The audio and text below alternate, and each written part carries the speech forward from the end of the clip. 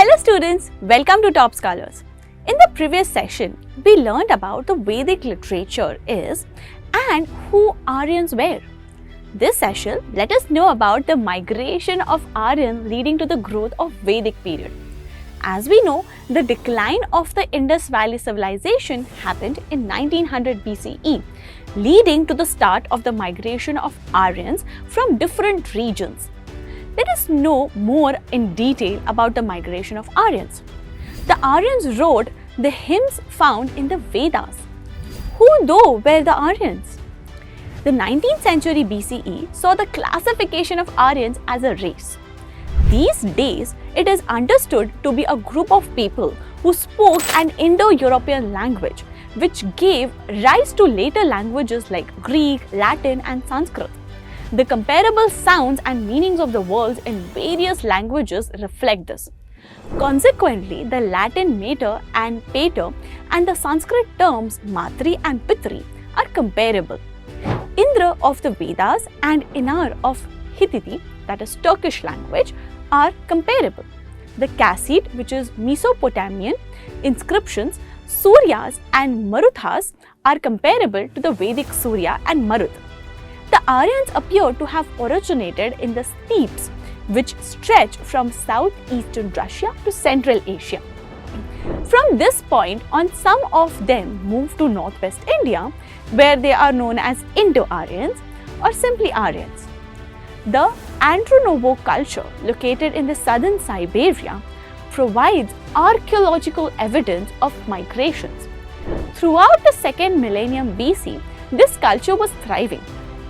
From this point, people traveled to the Bactria Margina archaeological complex, which is located north of Hindu Kush, and from there they entered India. We find evidences of horses, spoked wheels, fire cults, and cremation in these places between 1900 BC and 1500 BC, all of which were significant aspects of Aryan society in the ancient India.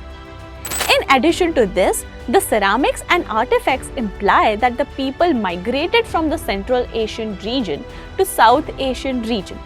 However, some researchers continue to maintain that the Aryans were indigenous to India and did not arrive from elsewhere.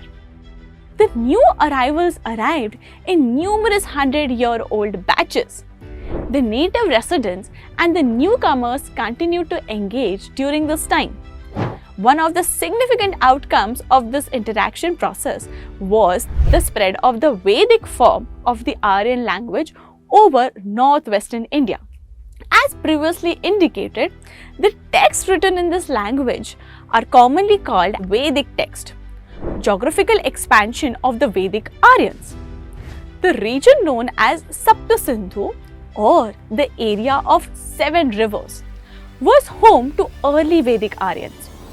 This region primarily includes the Yamuna River in northwest, South Asia Sindhu, Vitasa, that is Jhelum, then we have Askini, Chenab, Parushini, that is Ravi, Vipas, Bees, Shutudri, that is Sutlej, and the Saraswati were among the 7 rivers.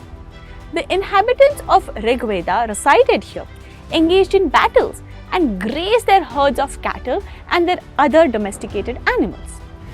During the latter Vedic period, they gradually moved eastwards and eventually dominated North Bihar, Videha, and eastern UP, Kosala.